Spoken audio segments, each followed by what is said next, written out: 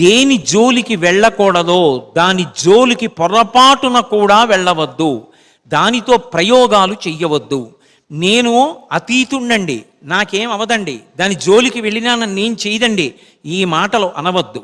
అది ఇప్పటికి సుఖంగా అనిపిస్తుందేమో, నీ జీవుణ్ణి మాత్రం చెడిపేస్తుంది. కోట్ల జన్మలు తిరియక్కువైపోతావు. కబీర్ దాస్ గారి జీవితంలోనే చూపించారు. కాబట్టి ఏది అహిత శత్రువో దాని జోలికి వెళ్ళవద్దు. అప్పటికది బాగున్నట్లు కనపడుతుంది, కానీ దాని జోలికి ఎక్కువ వెళ్ళరాదు.